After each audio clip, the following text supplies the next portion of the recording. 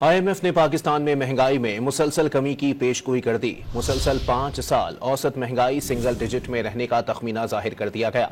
मजीद जानते हैं don news के नुमाइंदे ताहिर शिरानी से। जी ताहिर, मजीद बताइएगा। देखें, गुज़श्ता माली साल पाकिस्तान में जो औसत महंगाई थी वो 23.4% थी और IMF ने रवा माली साल महंगाई पाकिस्तान में 9.5% और आइंदा माली साल में मजीद कम होकर 7.8% रहने का इम्कान जाहिर किया है और माली साल 2028-29 में मजीद कम होकर 6.5% रहने का तखमीना लगाया गया है। IMF की जानिब से पाकिस्तान में महंगाई से मुतालिक जारी ताज़ा आदाद-ओ-शुमार के मुताबिक रवा माली साल हुकूमती हदफ से भी महंगाई कम रहने की पेशगोई की गई है।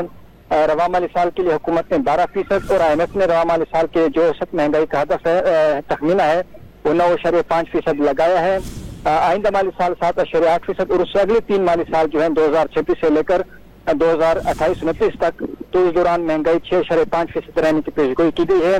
जब महंगाई में कमी होगी तो उसके नतीजे में जो स्टेट बैंक का पॉलिसी रेट है यानी शरह सूद, उसमें भी कमी की तवक्को जाहिर की गई है, जिसके नतीजे में जो पाकिस्तान में इक्तिसादी सरगर्मियां हैं उसको फरोग मिलेगा। जी बहुत शुक्रिया ताहिर।